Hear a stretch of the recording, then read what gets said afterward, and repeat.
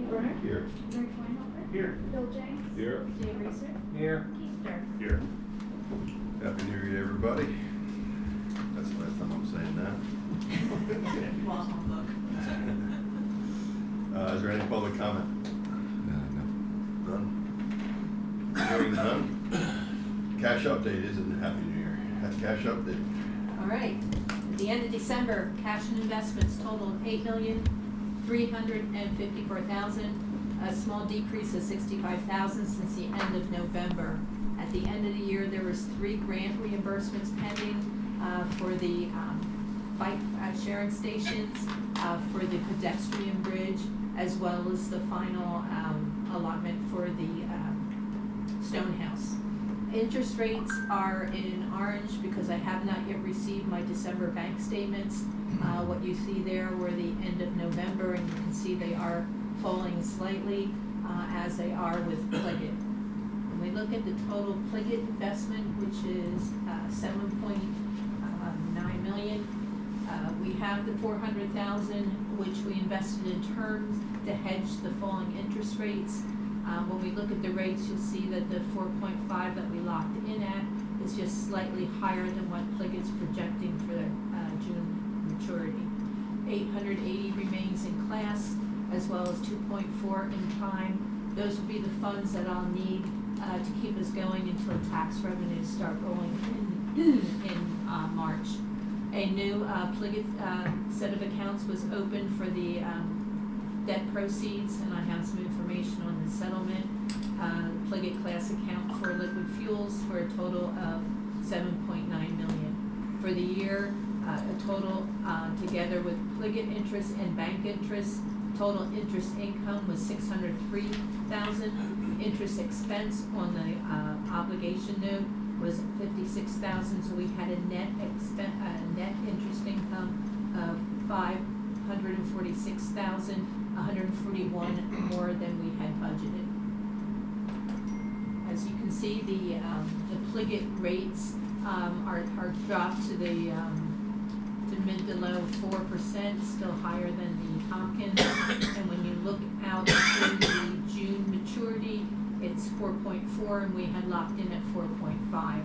All the rates, even a year out, are higher than the note that we had executed in December. So we still are earning more interest than we will be paying in expense. I'm surprised the interest rates are still standing.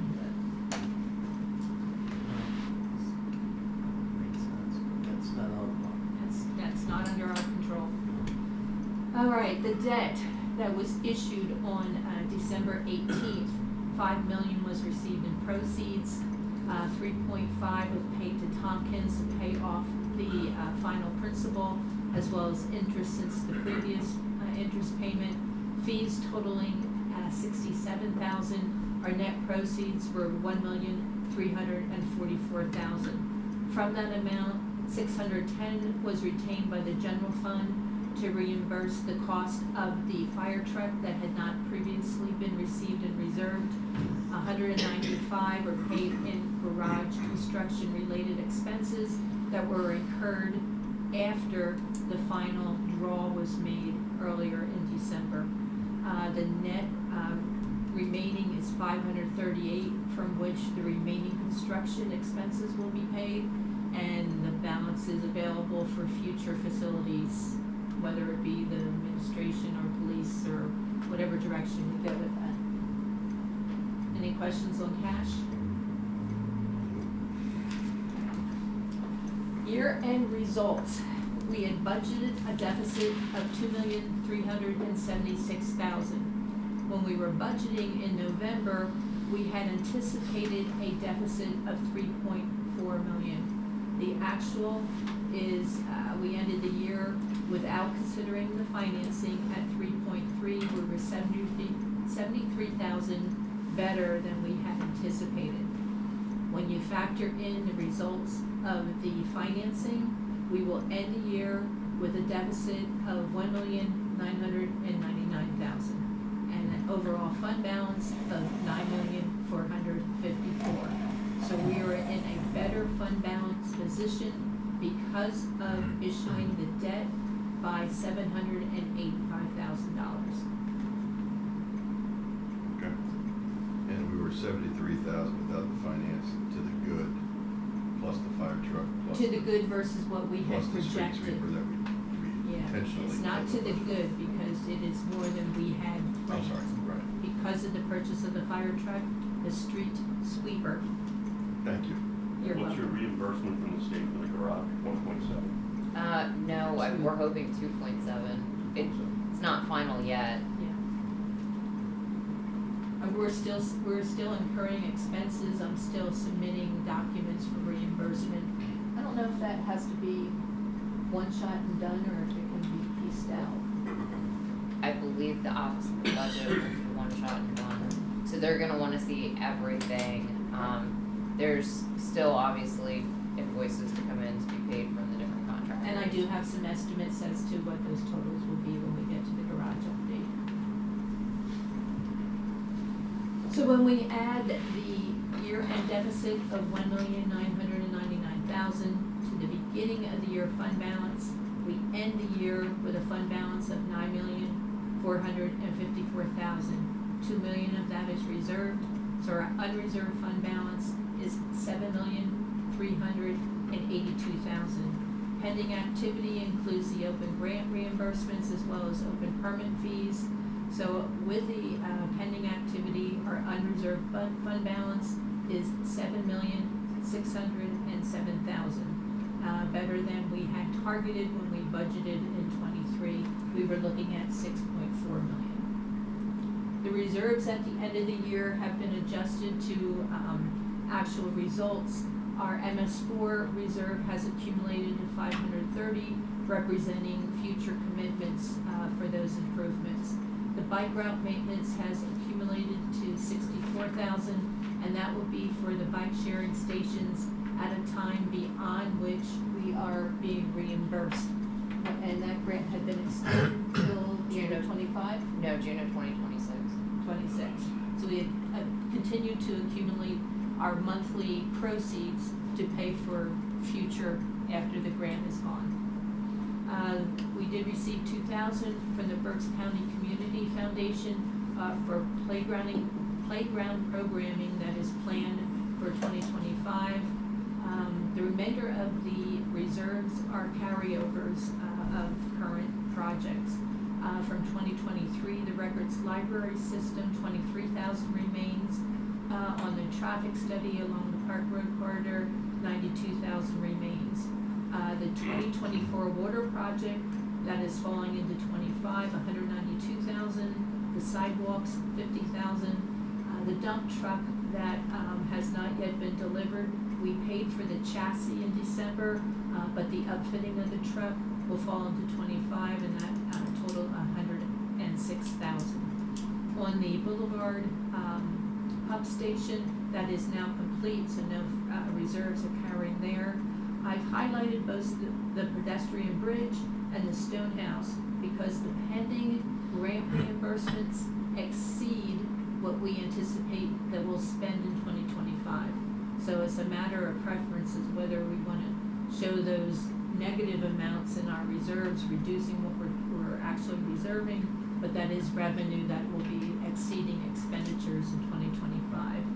The West Lawn Interceptor Reserve has been reduced to $630,000 as a result of an award of a grant, and the $538 is the balance of the financing that we just discussed. So our total reserves starting 2025 will be $2,072,000. Any questions on reserves? Questions? Any preferences on showing those negative amounts for the grants that will be coming?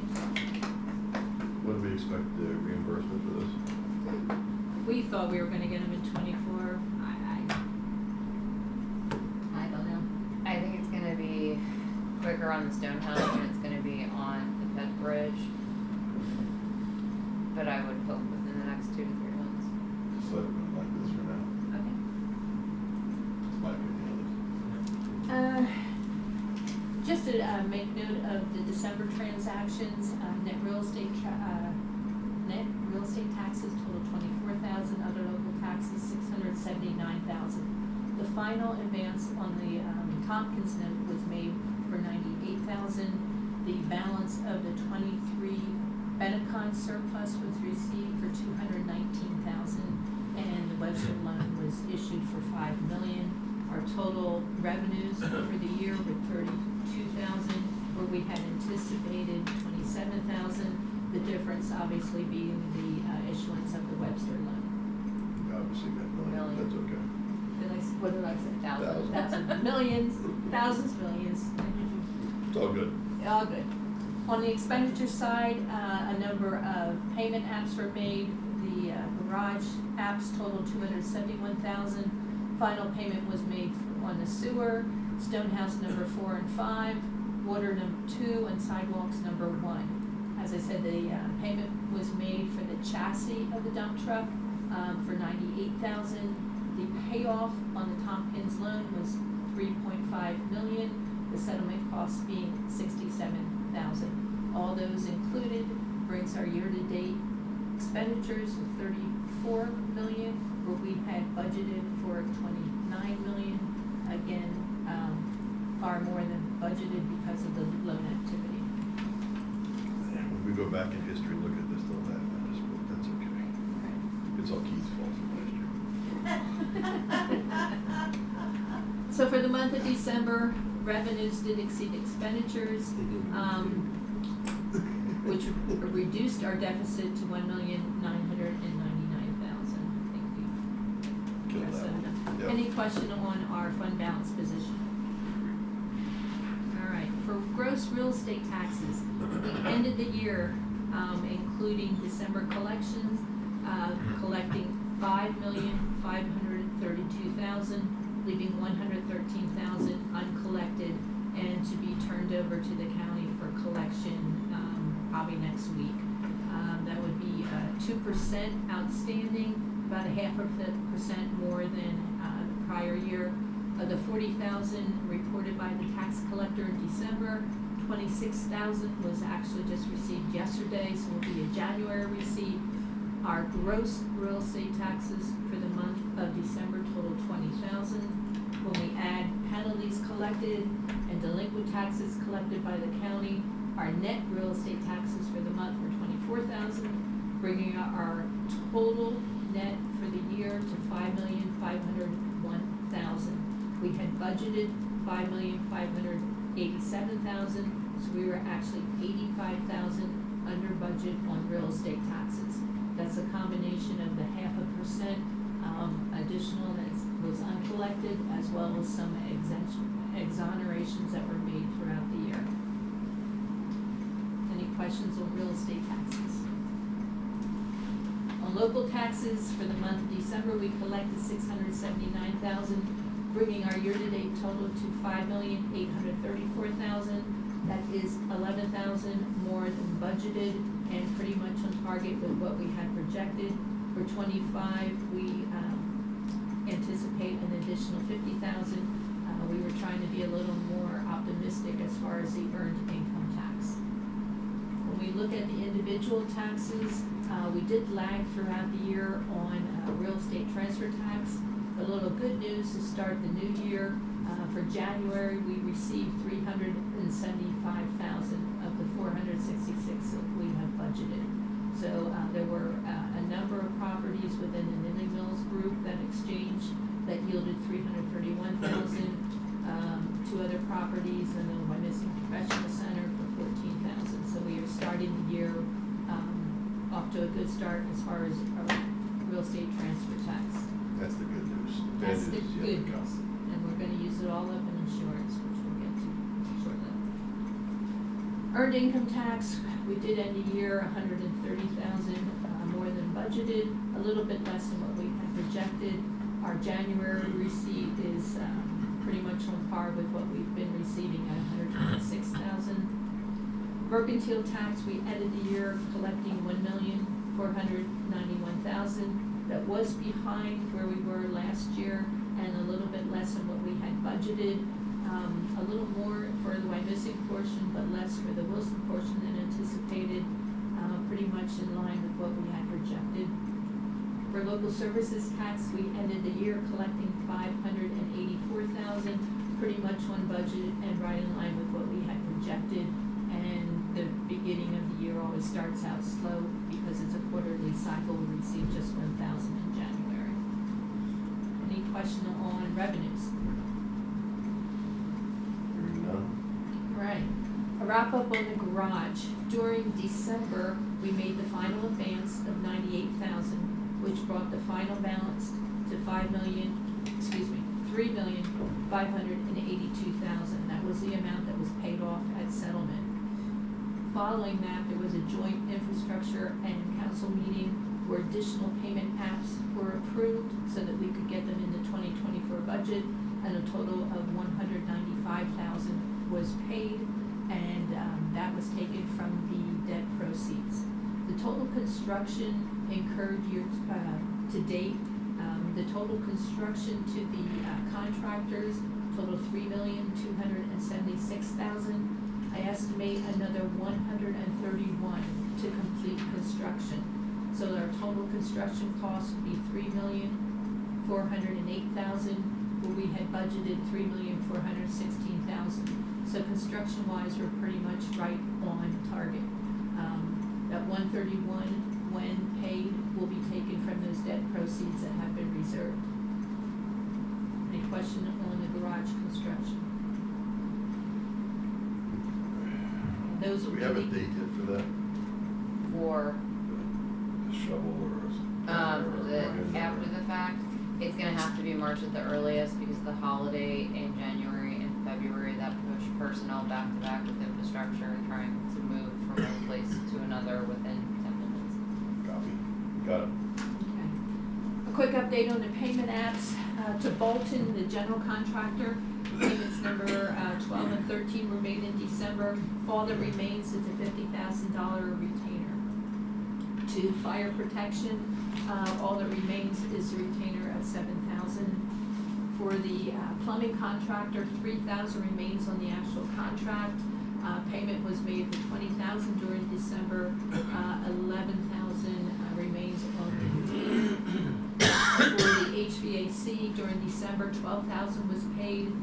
$2,000 remains on the contract plus retainer of $7,000.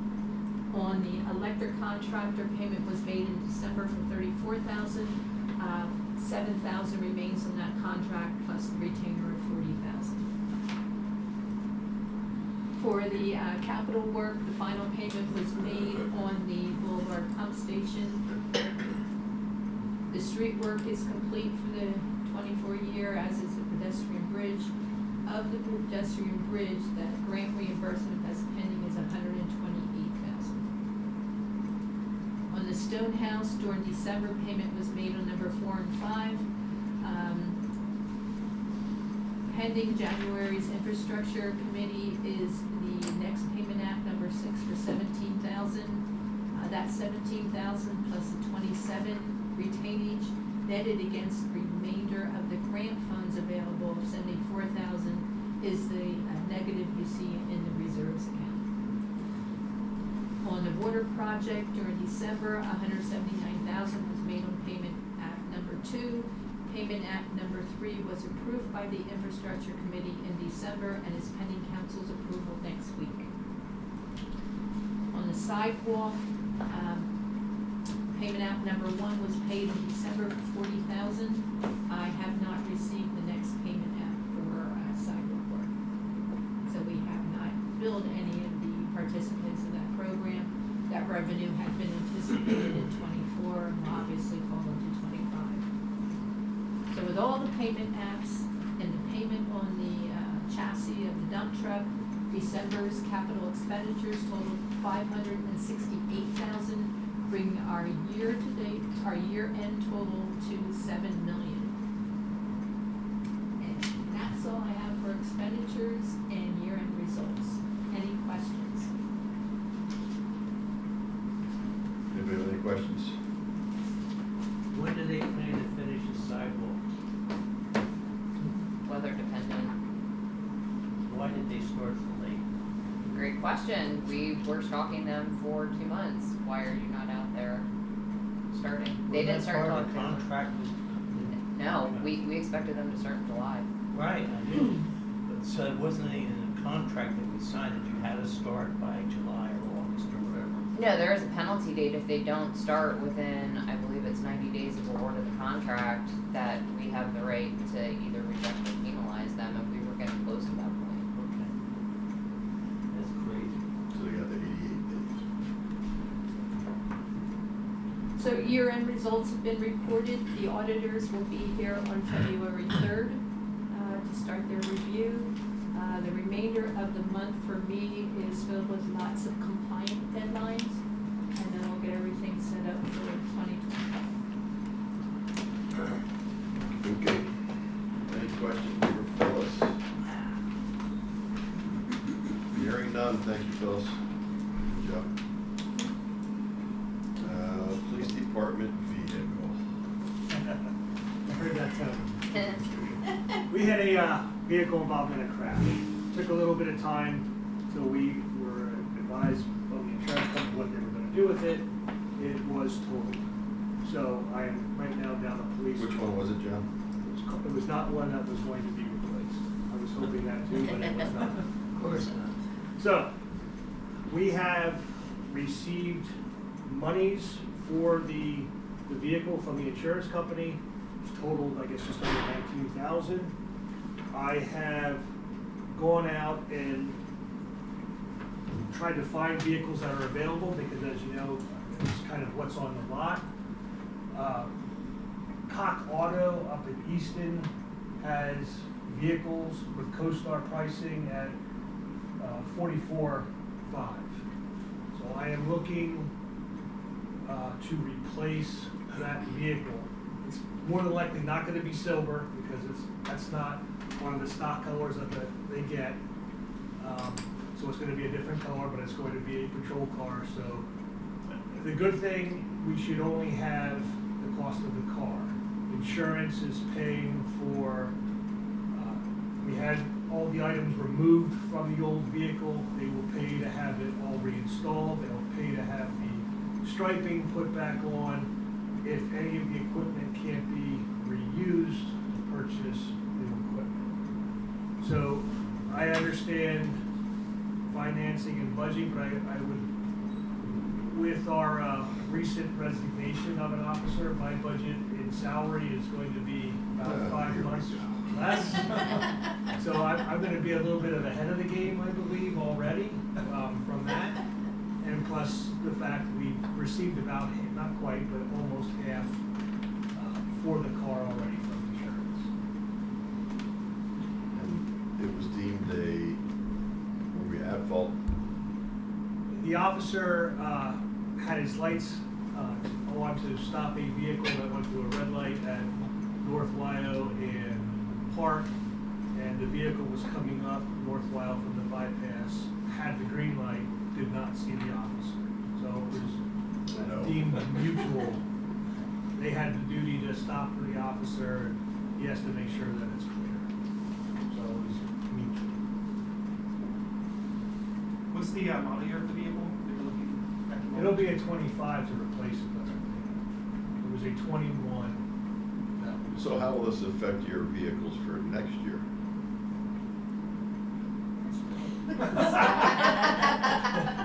That vehicle was not going to be replaced next year.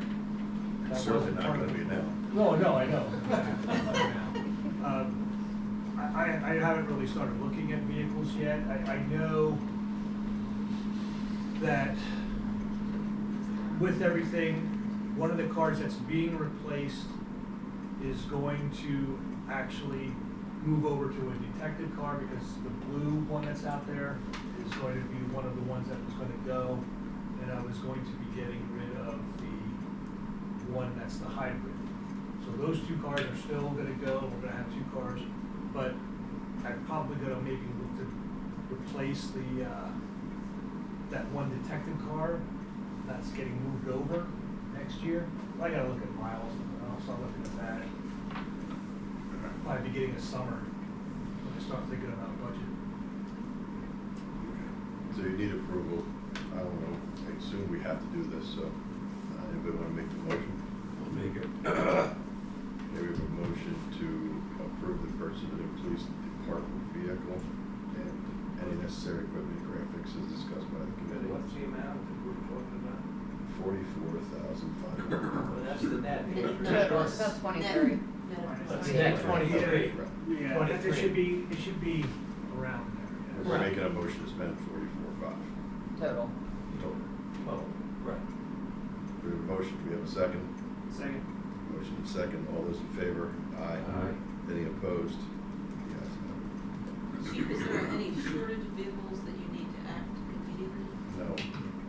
Yeah, we're just doubling up with guys, the I officers mean, on that. their lot, What's that? on their lot. Oh, well, I'm gonna have to call and make sure that they still have the cars, cause this was a month ago now that I called, but it's gonna be, what they have on the lot. They were expecting some cars coming in, end of this month, beginning of February, so I'm hoping that I can reserve one of those.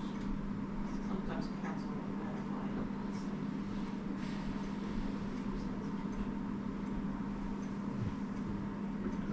Tuesday.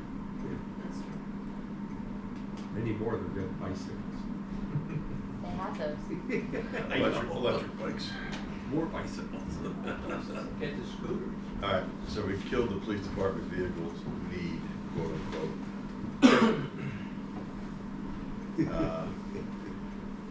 And I know we're always happy when we get reimbursed by insurance until we get to the next comment, so.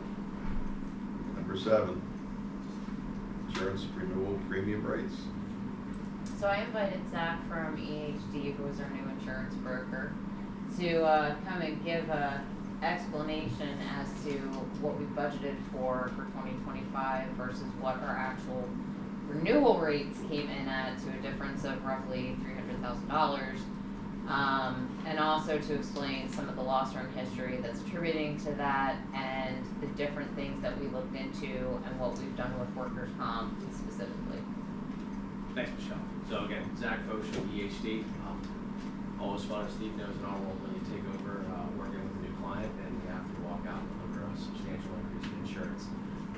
So there were several factors that kind of played into this year's insurance renewal.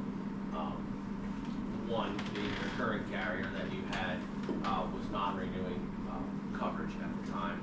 They had some internal changes they were making, so by law they had to non-renew. But that put them in a position where, based on the adverse loss history that they experienced over the last 2 or 3 years, that non-renewal was looking at being maintained. They weren't going to pull that back and offer coverage. So we went out to the marketplace, and we had some other carriers look at it. Most declined based on the loss history, the adverse loss history. We did have one carrier that came in and said they would offer the casualty lines, your liability lines, for in excess of $425,000.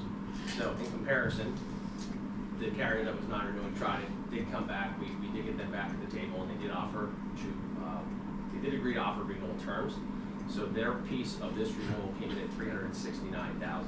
So as bad as this looks, as bad as this was, because this was not a wonderful renewal, it could have been much worse. So we had numbers that were 425s, 450s from other carriers for those liability lines. As Michelle mentioned, we did look at various workers' comp options. Borough has been insured with AmTrust for quite a while, but the decision was made to move into one of the municipal group trusts that exists for municipalities. So the workers' comp coverage is being moved to the Susquehanna Municipal Trust, which, if most of the folks in this room are probably familiar with the word Benecon, who handles the benefits, that's the sister organization of Benecon.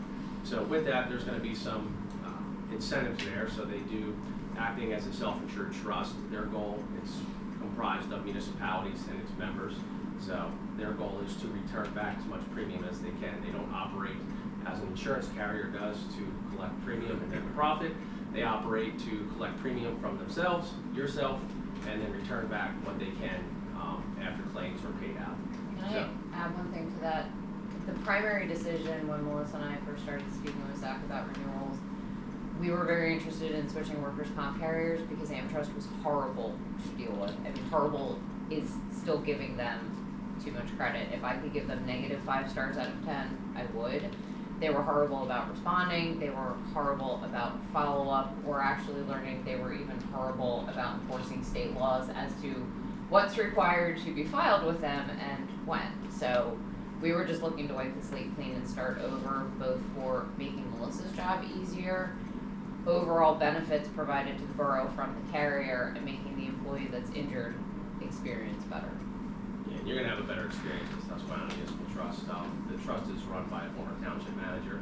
So again, it's municipalities pulling themselves together and not wanting to pay premium to a carrier. So with that, the challenge and really what's driving a lot of the increase obviously is the adverse loss history. Use the word adverse. So the law enforcement liability had to be placed outside of Trident, who is the carrier that is going to be insuring you again this year. They did agree to come back and offer terms with a substantial increase, but they're not covering the law enforcement liability. So we did have to go out and secure 2 levels of law enforcement liability. So that resulted in a significant increase, going from approximately $15,000 for that line of insurance to $115,000. So out of the $300,000 increase, a portion of that, a good portion of that, is in the law enforcement liability line. Okay. Aside from the increase, just the premium increase, some of it is exposure based. So when we say exposures, it's, all right, are we buying a carton of eggs or are we buying 2 carton of eggs? The price of the eggs is going to be the same, but if we're buying more, our premium is going to be higher. So with that, your exposures, we're looking at things like vehicle counts. So you're going from 51 vehicles to 58 vehicles, things of that nature. So there is some within here. It's not just all rate driving the premium. It is exposure based as well. Property values went from 41 million to approximately 46 million. So you're looking at a plus 10% increase in just the value. So Michelle and I sat down, carrier agreed with the numbers, basically looking at the value of each building, replacement cost, went through line item by line item and made adjustments to that statement of values. So some of this is exposure, we're buying more, and some of it is, a lot of it is rate, and a lot of it's due to the adverse claims history there. So there's your claims history is at the bottom. I broke it out 2 different ways for you. I broke it out by year, so you can look at each column and see your claim history by year with a total by year, or you can look across each line, left to right, each row, and at the end you can see your 5-year total. Carriers look at 5 years. They look back 5-year total. They want to see what your 5-year outlook looks like. And unfortunately, this would be a good thing or a bad thing, but in your case, unfortunately, some of those other carriers that we did approach this year, and it's a very limited market for municipal insurance. It's not like there's 55 carriers out there wanting to write municipal insurance. So it's a very small number of carriers. And you have been insured by many of them throughout the years. So they have files dating back 10, 15 years. And we heard, a lot of what I heard was, we used to work with the borough. Yeah, we had, there was a loss in like 2012, I remember. It was things of that nature. So bottom line is they do have memories. And it was not the ideal renewal this year. I'm hoping as time goes on, the way to kind of outrun this is getting clear of some of those adverse loss claimed years, specifically 2024. So it's going to be a little bit of time until things like that drop off your loss runs. But at the end of the day, I mean, a lot of this was just driven by the losses. Something that Steve and I initially talked about too is me going back 2 to 3 year loss history, attributing to the department, and then having come to Jesus conversations with the department heads of, you need to explain to your employees that them not paying attention, them not doing certain things, this is the effect of the bottom line. Yeah, and so our team is actually working with specifically Public Works right now, mapped out a plan, a training plan, safety training, if you can call it that. So we're mapping out a calendar year 2025 plan right now. Met with Greg and Jim, so that's in the works to kind of help the Public Works team focus on safety, things that would be relevant to them, lockout, tag out, trench safety, things of that nature. So there is a focus on identifying some trends and trying to help from a safety perspective in that regard. Have we had any of those safety trainings in the past, Michelle? More recently, I would say within the past 18 months, since Greg took over. I know he had a train the trainer come in. He's had a couple of specific to public works, having somebody come in and showing them best practices for using different types of equipment or situations that they're in. I can say just since January 1st, since we switched to SMT for workers' comp, Melissa and I both got an email, I think that was on Monday, and there was one over the weekend with links to various paths training online that I've shared with John, with Ethan, with Greg as well, and there's some really good trainings in there. So I mean, it's short webinars that they can do in half an hour, 45 minutes, just bring awareness to So- when you're doing this. So I'm pretty familiar with that kind of thing, and I'm also familiar with how much the employees actually pay attention to it. I think we need to hold some people's feet to the fire to participate in those things, especially those who may have had a issue or two in the past. I don't think it's being offered as you have a choice, like this is mandatory training, you must do it. Okay. Yeah, and what I saw, Steve, was Greg was having to go out and find resources on his own, whether it's equipment operators. Yeah. He was getting a trainer, right? So some of that stuff we're gonna take off of Greg's plate, and then combine it with what Susquehanna Trust offers in-house, because they have their own in-house program. So we're gonna try to kind of tackle this two ways, from that regards. Did you say we're going from 51 to 58 vehicles? Based on end of year counts, I believe that's the number I had here. Oh, down to 57 now, we just told you. Yeah. That's 7 police cars? No, we got an engine. I mean, just the new engine, the fire Fire truck. truck. Ethan got a new vehicle. We're getting a new deputy chief vehicle. Though, aren't they replacements? No. And and some of what we did find, is some of the information that was on file had to be updated and accurate. Not from the borough side, from the insurance side, so we're just gonna kind of try to say that as politely as possible. What Zach's saying is we didn't have an accurate count. Through no fault of the borough. 12/31. Yeah, On the insurance, Borough had an accurate count, but the insurance company may not have. yeah. I just wonder if our internal vehicle replacement system is working. Do we have a system? Do we look at, hey, vehicles that we have and do we replace every year or every 5 years, whatever? And do we have a? From what I saw, yes, because that's the list that I would get from Melissa, and we would confirm everything. When the carrier sent their list, it differed greatly, so there was some communication that Melissa had to dig back up and share with us that we forwarded on that said, hey, this was changed, a year and a half ago, and here's the email asking to have it changed.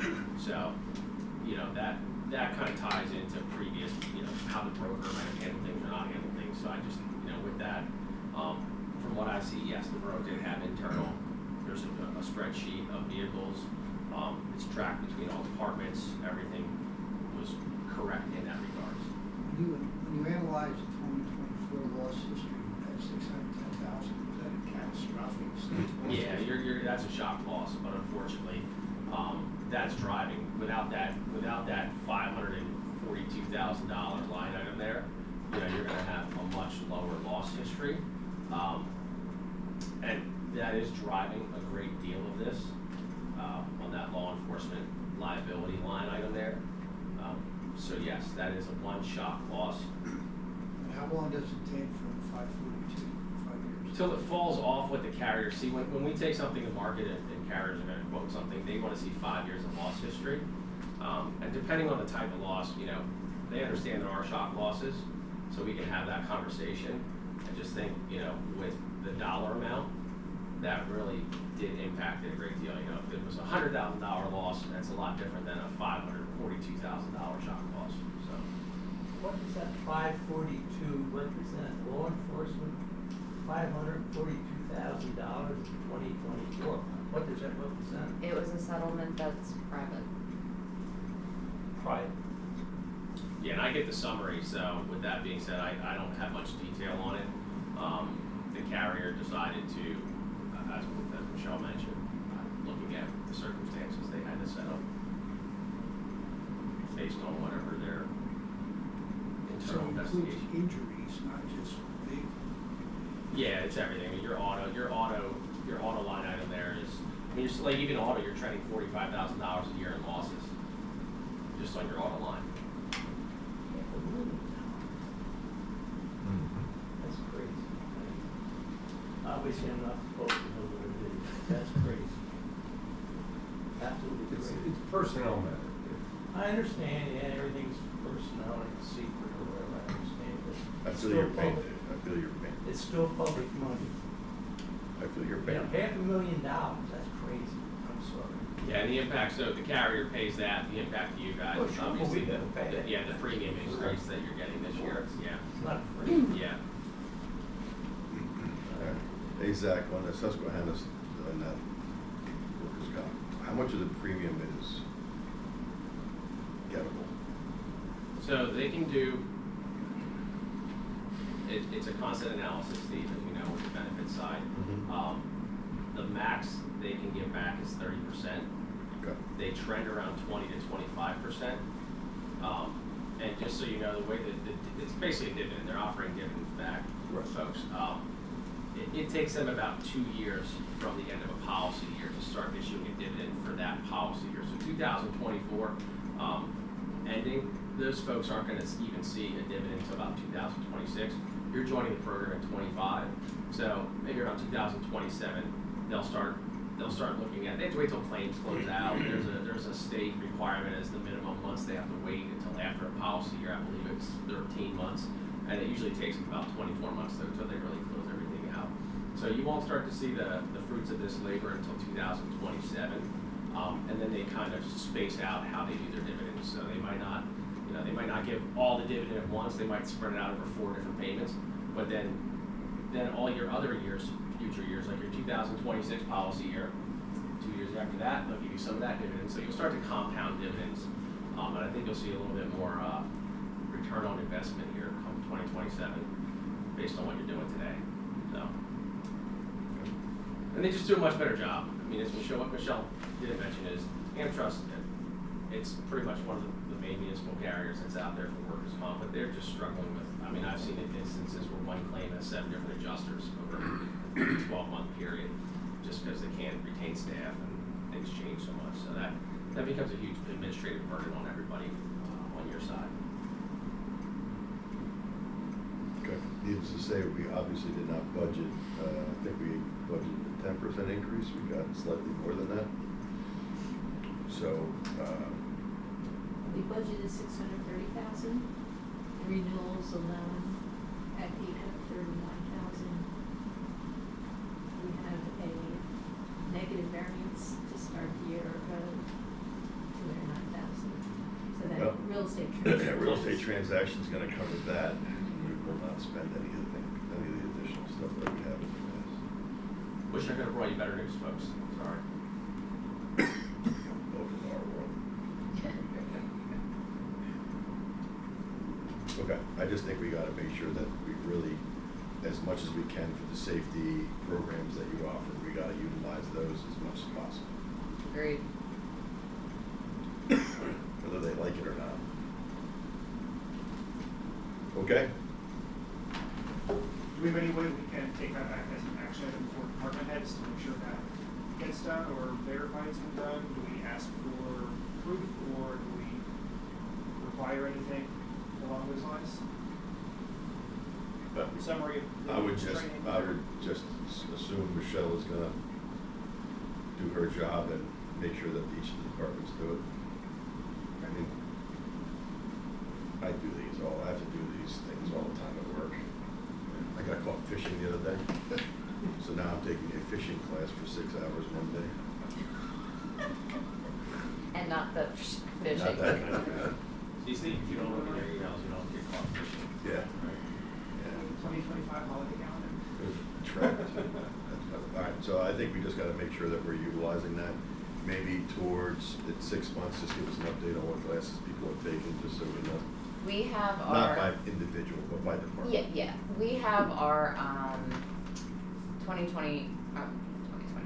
In February, our workplace safety committee, which allows us to get a 5% discount on our workers' comp premium, has their annual renewal certification. So to me, that would be the perfect time to talk at that meeting as to, okay, here's the plan for the remainder of 25 training. have that previous screening in, please, just quickly?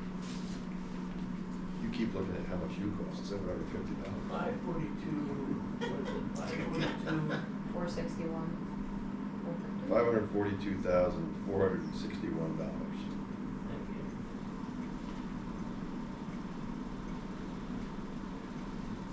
Thank you. You're welcome. All right, anybody else have anything for Zach? All right, Zach, you can leave. Thanks, folks. Have a good rest of your day. Happy New Year. Thank you. You got me?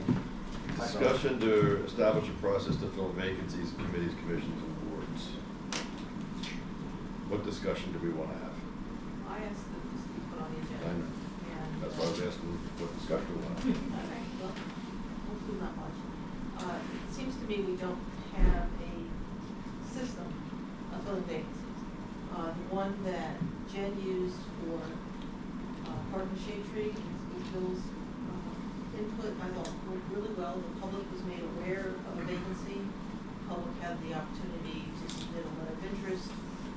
And the recommendation was forwarded to Borough Council recommend, but at least we were casting a wider net.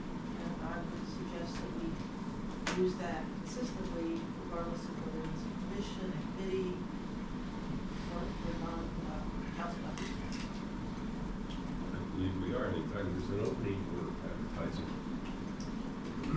In any commission or, and at the same time, while advertising it, we also ask specifically on the commission levels if they know people, just as with any other, we were then contacted and come to apply. Do you know how we're advertising that publicly today? It's on the website. Do we have a list of the last few times, like how is that getting generated and sent out? Is that just a post on our website? Is that getting And posted it goes out as elsewhere? a news and notice. Yeah, I created the Park and Shade Tree list, basically from, the description. And Melissa put it on the website, Randy shared it. This was something that I noticed wasn't happening prior to my, election. My C is, I think people were just sharing, because I had tried to be on the rec board many years ago. And I knew somebody, but she's like, oh no, you gotta really know somebody who knows somebody to get in. So I don't know. So I think the thought of just putting it out on the website, out on social media, gets it to the general public, people who aren't normally aware that this even exists. I have And absolutely no problem. We got some advertising. great people. Yeah, and that on has Park been and the Shade. policy since, and then when you said, hey, I have these people, Mhm. that are interested, I said, great, I'm not familiar with any of them. Are you, then you as a committee make your decision. Yeah, to be clear, we actually just filled a zoning hearing board alternate position, and we're about to appoint somebody to civil service that we did not go through that process on. The only point I would Well, make, but wait, just because we go through the process doesn't mean if they come to us other ways, we can't use them. Agreed, but we didn't advertise those at all. Okay, no.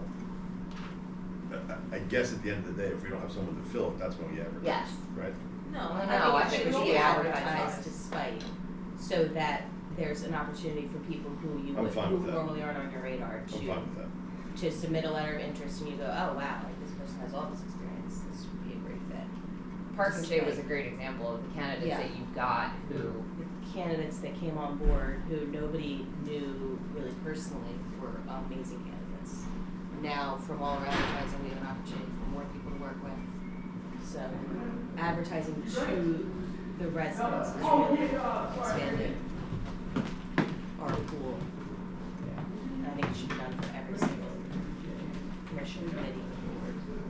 It's my opinion. We did not advertise the Civil Service Commission, because the commission had an individual, that was a retired police officer and, a resident, and also, a past volunteer firefighter with the borough. And, they thought he would be a perfect fit to be on the Civil Service Commission, and I agreed with that, and asked him if he wanted to do it. He said yes, and he was appointed. no, actually, that's on my manager's report, council needs to approve that. Okay. So that will be on the Like I agenda said, for next it's gonna Tuesday. be on the. Listen, there's no issue with advertising it. If we advertise it, we get 42 people who submit to be on the Park and Shade Tree Committee. Someone else, or we already thought that someone was better, it doesn't matter. We could, at least we know names or people who are interested in serving the community. Correct. So, go ahead and make a motion if you want to. I'll make the motion to approve establishing a process to fill vacancies, Committees, commissions. commissions and boards by notification opportunity shown on the board website, brief description of responsibilities. I'd also add other resources, social media, just really getting it out there. Okay. We have a motion, we have a second? Second. Motion is second, all those in Can I favor? make a motion or no? Oh, you're not on the committee? Oh, I thought you were, I'm sorry. No. I'm like, wait a minute, what am I doing? I'll make a motion. You make that I'm motion. sorry, I totally drew a blank. All right, so Rick's making a motion. I'll second it. All those in favor? Aye. Any opposed? Details. What about those two for next week? Is the alternate CSP on the agenda? That was taken care of in December. So it's only the Civil Service Commission. that's been, we make an exception for that one, or? Well, it's any openings that we have moving forward that we haven't filled. That, and honestly, frankly, we need to fill that sooner than later because our current alternate is moving out of state. Well, the other thing is, who you voted on at council meeting, will be also filling it at the council meeting, Right. so it won't be an opening.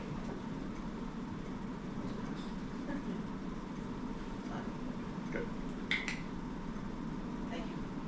All right. Meeting adjourned.